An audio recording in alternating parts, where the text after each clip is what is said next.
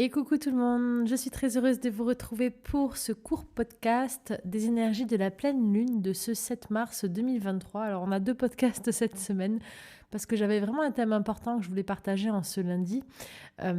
Et comme aujourd'hui, donc cette nuit, en tout cas demain, je vais essayer de partager les deux en même temps, c'est pas grave, mais on a aussi une pleine lune, la pleine lune du 7 mars, et que vous me demandez à chaque lune si je vais partager les énergies, eh bien écoutez, je vous fais la vidéo. Cette pleine lune en plus elle est assez intéressante parce que contrairement aux autres, elle nous amène vraiment à cultiver une forme de calme intérieur et de détachement. On va en parler de suite.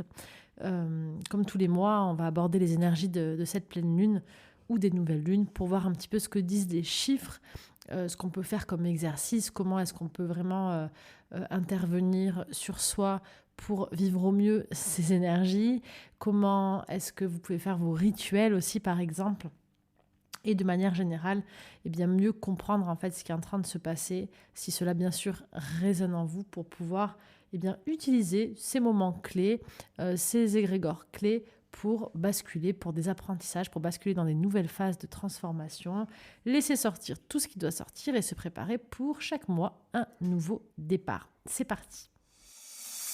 Je suis Stéphanie Dordain et je suis très heureuse de te guider sur cette chaîne à vivre des voyages intérieurs magiques et différents pour apprendre à mieux te connaître et activer toutes tes ressources. Méditation, hypnose, numérologie et énergie lunaire, je te retrouve chaque semaine pour un podcast pratique et une méditation en immersion. À travers tous ces outils et partages, pas à pas, je t'invite à retrouver une forme d'harmonie intérieure pour avoir un impact sur le monde extérieur. Car oui, en changeant nos vies, nous changerons le monde.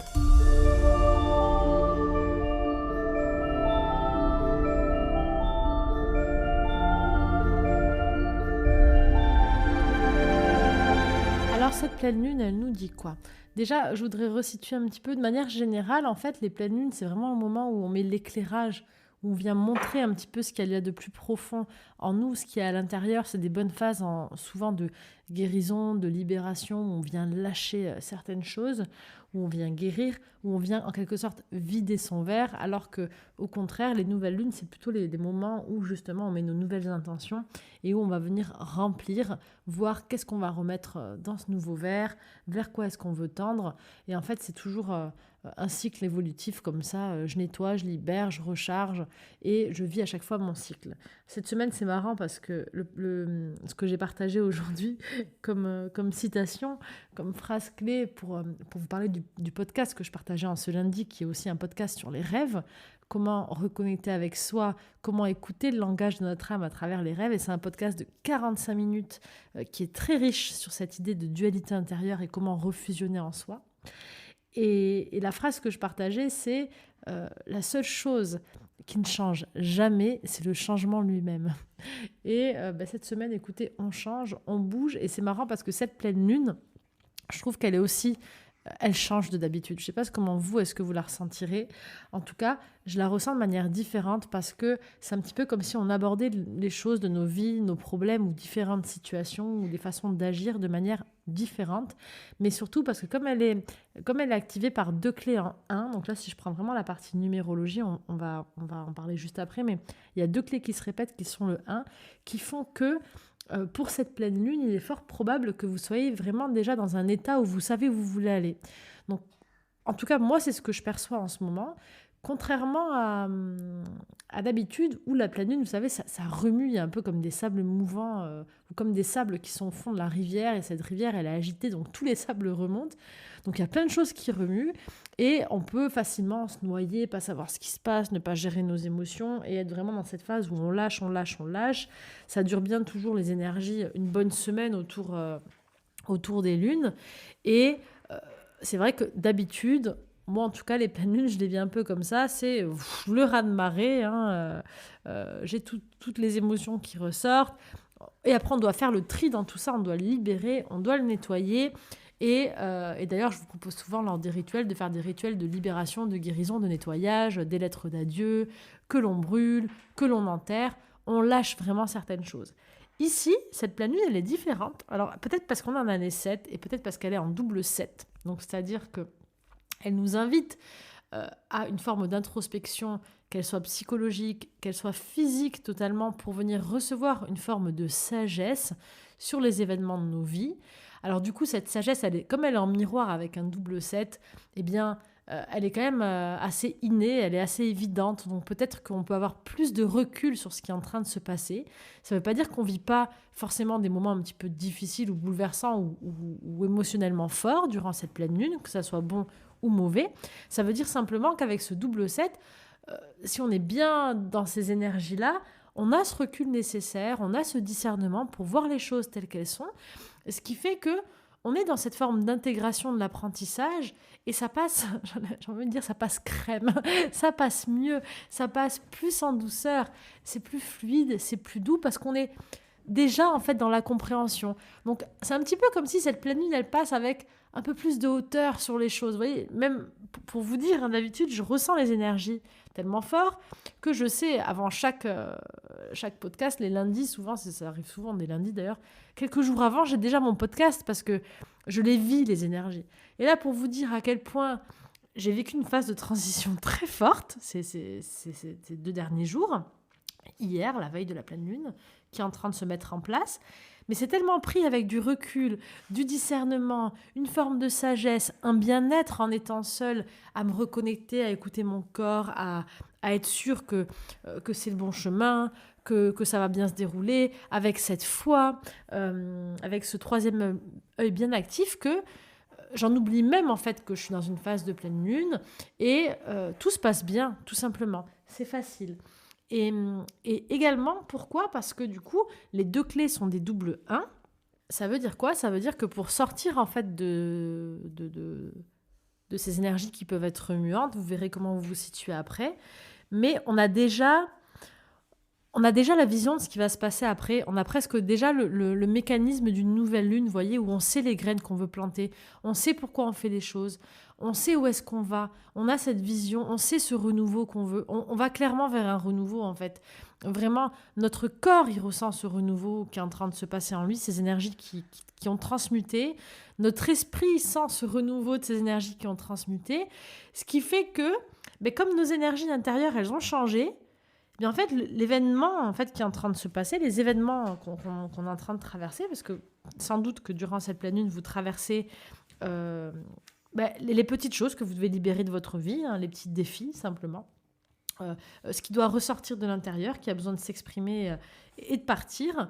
Donc ça peut se matérialiser sur différents plans, sur un plan professionnel, sur un plan personnel, sur un plan de santé. Moi, j'ai vécu les 10 derniers jours un vrai travail en termes de la santé, du lien à mon corps physique, de l'auto-guérison, de la foi que je peux avoir en ma propre intuition. Ça a été vraiment une semaine intense. Donc, sur tous les domaines de votre vie, hein, cela peut arriver. Et donc, l'événement qui est en train de se passer dans votre vie, peu importe ce que c'est, peut-être que pour certains, il n'y a rien qui se passe parce que vous êtes justement dans cet état où tout va bien. C'est des petites choses, en fait, pour vous. Parce que justement, c'est ces dernières choses qui ressortent, qu'on est en train de travailler. Et bien, comme nos énergies, elles ont déjà transmuté, on a fait une sorte de 360 intérieur où ça y est, la guérison, elle est là. En fait, peut-être qu'on émet encore ces vibrations de choses à libérer, à guérir et à activer, mais en tout cas, la guérison, la transmutation, elle est déjà faite. Donc du coup, c'est hyper facile. C'est hyper facile, il y a beaucoup plus de détachement. Il y a vraiment cette compréhension des choses. Et il y a vraiment cette vision d'où on va. Il n'y a plus la peur de perdre, la peur de lâcher un schéma, la peur de laisser ces liens, de laisser cette montagne, cette carapace, cette coque qu'on s'est forgée pendant toutes ces années, de laisser ces modèles, parce que tout ça, on l'a déjà travaillé, en fait, on l'a déjà guéri. Et clairement, là, en ce mois de mars, en plus, on rentre dans cette année 7, de sagesse où j'ai plus de recul, je vois les choses de plus loin, je ne suis pas là en train de vivre intensément, je suis plutôt dans... j'intègre ce qui s'est passé. C'est hyper intéressant, là, ce que je suis en train de discerner par rapport à ça, parce que tout ce que je vous partage à chaque fois, c'est vraiment en canalisation, en direct, parce que c'est exactement le thème du podcast aussi de ce soir sur comment analyser ses rêves, où je vous parle de la partie consciente et inconsciente, un petit peu de ces 2 parties en nous, notre partie qui vit le jour et notre partie qui vit la nuit. La partie qui vit qui expérimente, qui prend de l'info, qui prend de la matière et qui reçoit, et l'autre partie qui va venir intégrer, ranger, assimiler, guérir, transmuter. Eh bien, c'est vraiment marrant parce que, et peut-être que les 2 podcasts sont essentiels et sont complémentaires, et je vous invite vraiment à écouter l'autre. C'est ça, en fait, cette pleine lune, quelque part. C'est, ça y est, je rentre, je passe dans ce nouveau cycle, et c'est le cycle de mon mois lunaire, donc de cette nouvelle année en 7. Je rentre vraiment dans le cœur de cette année. C'est une année d'intégration, de transmutation, de guérison, de discernement. Je ne suis pas dans le vif, dans l'action de vivre des épreuves. Hein. Non, je vais sans doute vivre des choses, mais je vais être sur un angle de vue de ce que je vais vivre, de traitement de l'information, de guérison, de discernement, de recul. Donc en fait, c'est pas comme l'année dernière jusqu'à présent, là même ce début d'année, où j'étais dans le vif, dans le cœur, je vivais intensément avec les émotions, ça monte, ça descend, je suis dans le feu de l'action. Là, je repars en coulisses et en fait, je regarde un petit peu le show qu'il y a eu, le spectacle. Je regarde un petit peu ce qui s'est bien passé, ce qui a été un peu plus difficile. Je commence à voir déjà la suite de comment je veux faire évoluer ce spectacle, qu'est-ce qui va changer.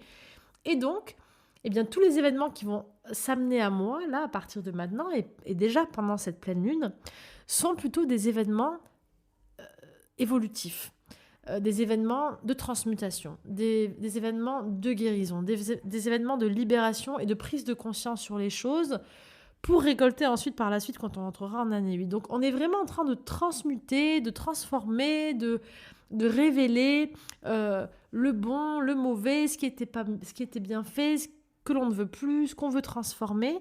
Et on le regarde avec du recul, avec du discernement, avec tranquillité, parce qu'on sait où on va. Voilà, on corrige un peu notre copie, on regarde ce qu'on a fait, on regarde les choses de plus loin, avec objectivité, et ça fait du bien. Ça fait du bien parce qu'on sent qu'on rentre dans une zone de calme. Quand je dis calme, ça ne veut pas dire qu'il ne va pas se passer beaucoup de choses. Parce que je ne sais pas pour vous, moi c'est une année au taquet depuis le mois de janvier et ça va être une année de mouvement. Je suis en année 5, l'année de mon chemin de vie, qui est l'année de ma réalisation, mais du mouvement en fait par excellence.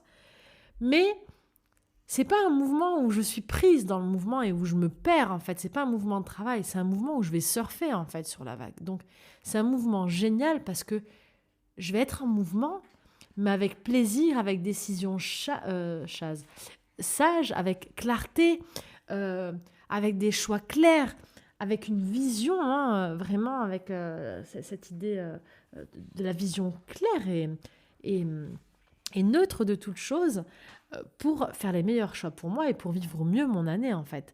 Donc je ne vais pas être pris émotionnellement comme je l'aurais été l'année dernière par exemple. Après, tout dépend en quelle année personnelle vous êtes. Mais en tout cas, de manière générale, si on regarde l'année en cours, ça va être plus facile, je pense, parce qu'on le voit un peu plus comme cet adulte. On passe en fait entre cet adulte qui voit les choses avec son regard adulte, à cet enfant qui vit son émotion comme un enfant, qui ne se contrôle pas, qui la vit à fond, qui ne sait même pas ce qui lui arrive, qui a besoin de s'exprimer et de tout lâcher. Et ce qui est hyper riche et hyper intéressant, c'est que ces 2 sets, du cadre, du discernement et de cette connexion un petit peu au divin, cet alignement, il entoure un 3. Il entoure le 3 du mois de mars, qui est justement le chiffre de l'enfant intérieur. Donc, une fois de plus, on est vraiment dans le thème de ce soir du podcast. C'est comme si mon adulte intérieur, ma sagesse intérieure vient envelopper mon enfant intérieur, vient fusionner, vient faire équipe avec mon essence même, avec cet enfant qui a besoin quand même de vivre, de s'exprimer, d'exprimer tout ce qu'il est, mais il va être appuyé par notre deuxième version, il va être appuyé par notre âme. On se soutient nous-mêmes en fait, on s'appuie, on a de la bienveillance envers nous. On n'est plus dans cette lutte intérieure. C'est clairement l'autre podcast. De toute façon, je retombe sur le thème de l'autre podcast. Les 2 sont complémentaires. On est dans cette unité intérieure, on vient retrouver cette forme d'unité, on n'est plus dans cette dualité des émotions, dans ce combat, je n'arrive pas à gérer, à comprendre, on arrive à prendre ce recul, on arrive à fusionner avec soi, avec toutes nos parties, avec cette partie sage, et donc on arrive à vraiment s'élever et à nous voir de beaucoup, beaucoup plus haut. Et ça, c'est merveilleux. C'est merveilleux parce que si vous vivez ce moment comme ça, il est fort possible que vous viviez un thème qui a été récurrent toute l'année dernière, ou peut-être une épreuve, ou quelque chose vraiment à dépasser, qui, en temps normal, aurait pu être hyper douloureux et hyper difficile. Et si vous prenez un peu de recul sur vous-même, vous vous dites là sans doute, en fait, ça va. En fait, ça va. En fait, j'ai beaucoup plus de sagesse sur les choses. J'arrive beaucoup plus à comprendre, à entendre vraiment intérieurement ce qui se joue à l'intérieur. J'arrive à assimiler les choses, à accepter certains faits que je dois accepter, que je ne peux pas contrôler. J'arrive à lâcher prise, mais tout en exprimant avec mon 3 quand même les besoins de mon âme. J'arrive à mettre ma sagesse intérieure au service de mon âme, de mon enfant intérieur. J'arrive à me faire passer avant, à m'écouter et avec bienveillance à faire équipe avec moi-même. Et à me permettre de communiquer sur ce que je veux vraiment, sur qui je suis, sur ce qui est nécessaire pour moi, sans conflit avec le monde, sans conflit avec moi-même, parce que je suis alignée, tout simplement. Et avec ces 2-1, une fois de plus, je suis presque déjà sur le départ. Donc cette pleine lune, elle est marrante parce que je suis presque déjà dans l'énergie de je sais où je vais, je sais ce que je veux, c'est clair. J'ai cette vision, il y a peut-être même des idées déjà qui vous viennent de projets futurs, vous savez déjà peut-être où vous allez, vous avez peut-être même des révélations sur qui est-ce que vous êtes finalement, comme si, hop, c'est clair en fait, c'est limpide, comme de l'eau de source, c'est évident en fait. Et c'est même pas évident comme un eureka où je suis foufou parce que j'ai trouvé, c'est évident comme ça coule à l'intérieur, ça flue. J'ai cette sagesse, je suis sur la voie, sur la vie, sur ce champ en fait. Donc oui, c'est ça, c'est facile, c'est clair. Alors je sais pas si vous allez comprendre un petit peu ce que je raconte, parce que je suis totalement dans l'énergie du 7, donc je suis en mode philosophique un peu, ça coule quand je vous partage ça. Il n'y a pas vraiment de thème particulier, il n'y a pas un domaine en fait quelque part dans lequel vous pouvez travailler plus que d'autres, parce que je pense que chacun va vraiment vivre ça sur des domaines différents. Il y a juste cette idée générale de flux, d'abondance, de circulation, d'infini, de boucle qui est bouclée, d'un schéma qu'on répétait peut-être avant qui va se libérer et s'harmoniser.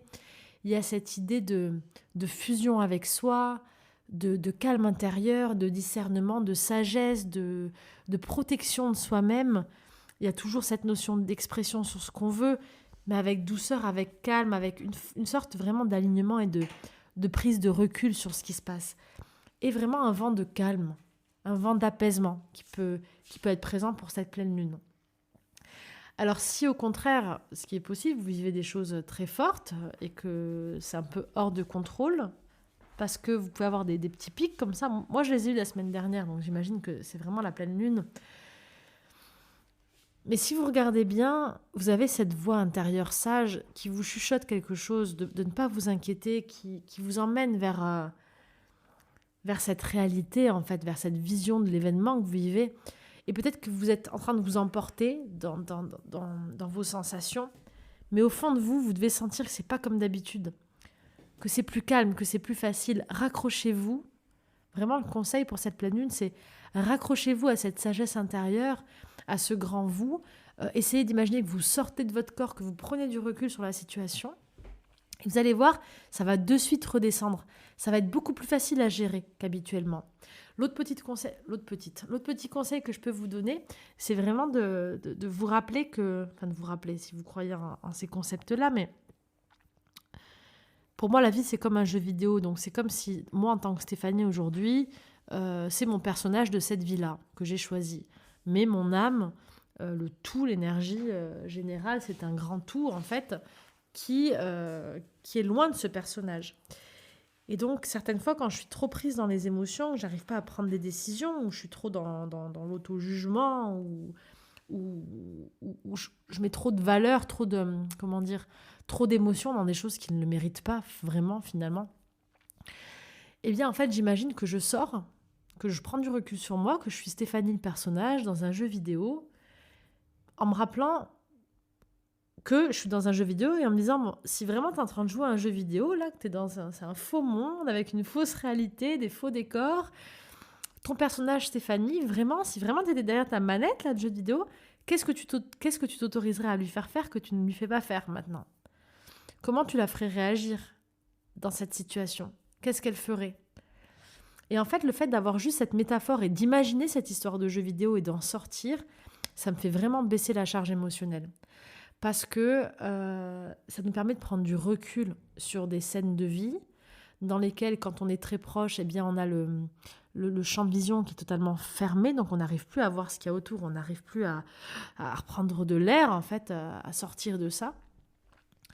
Et donc, c'est important, tout simplement, de réussir à s'extraire de cette émotion pour voir un peu plus le plan plus large et se rendre compte que dans un plan plus large, avant ça allait bien, je sais qu'après ça ira bien, et même si dans le moment c'est pas facile, je sais que j'ai cette capacité de m'en extraire et je ne veux pas me laisser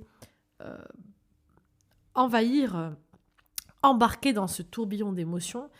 Ça peut faire du bien des fois de se laisser embarquer, mais en tout cas, être conscient en fait du pouvoir intérieur qui est en moi et que c'est un moment, c'est l'instant en fait, et l'instant il passe, et tout passe, tout finit par passer.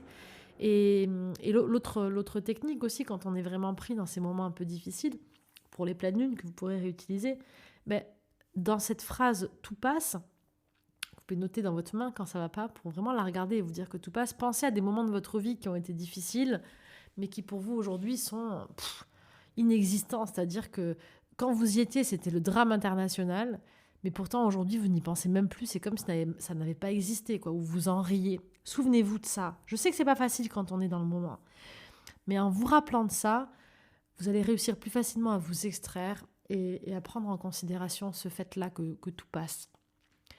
Et c'est ce travail-là, en tout cas, qu'on est en train d'expérimenter avec cette pleine lune, ce recul pour rééquilibrer un petit peu des situations qui doivent être rééquilibrées. On a quand même cette notion de karma avec le 8, donc c'est possible qu'on règle encore des karmas, mais en tout cas que ça se fasse beaucoup plus facilement.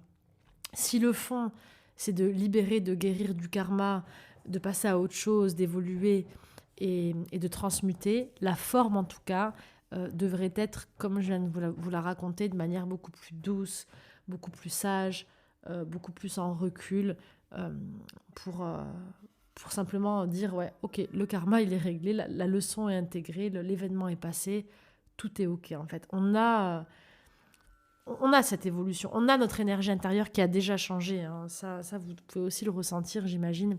Et si les restes qui peuvent y avoir par rapport à ces situations, c'est vraiment des restes du mental ou des croyances qui peut-être viennent créer encore ces événements à libérer.